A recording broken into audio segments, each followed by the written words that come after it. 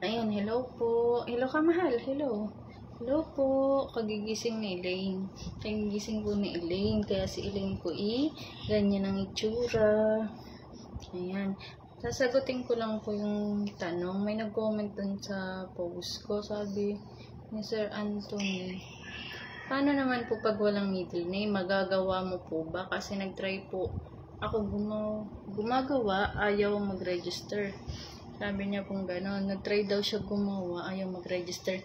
Hindi po talaga mag-register kapag wala, dahil required po na complete. Kaya nga lang po, pwede po. Pag wala kang middle name, pwede pa rin po. Kaya yung mga nagbabalak pong mag-abroad na walang middle name, huwag po kayong matakot na yung mga requirements, lalo na po sa EREG, makakagawa po kayo kahit wala kayong middle name. Mayroon po diyang paraan at meron pong advice ang DMW kung ano bang gagawin mo kapag wala kang middle name. Ang ilalagay nyo po sa middle name nyo pag magre-register kayo ay NMN. Yun lang po. NMN. Ibig sabihin po noon, no middle name. Understand na po nila yon dahil yun po ay sa kanila nang galing. Sa DMW po mismo, sila po yung nag-advise noon na kapag wala kang middle name, yun po yung ilalagay mo. NMN. Hindi nyo po bubuuin ng no middle name. NMN. Initial lang po, NMN. Hindi po pwedeng NA.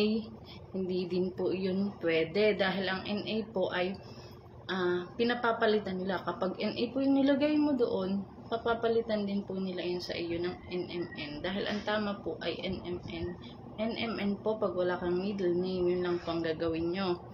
So, makakapag-register na po kayo. Kaya nga lang, yung sa pangalan nyo, NMN talaga yung nasa gitna. Dahil yun nga po talaga ang tama doong ilagay. Wag nyo na pong alalahanin. Dahil yun po ay advice nila, galing po yun mismo sa DMW na MNN po yung ilalagay, hindi po NA, NMN. Yung iba po, marami po nagkakamali dyan. NA po yung nilalagay nila, hindi po. Mali po. Kung NA po yung nasa red nyo, papabago pa rin. Papabago pa rin po nila yun. So, yun lang po. Sana nakapag-register ka at sana po nakatulong itong sinabi ko. Yun lang po. NMN lang po ilagay nyo pag magre-register kayo na kayo walang middle name at magsasuccessful na po yun. Yun lang. Salamat po.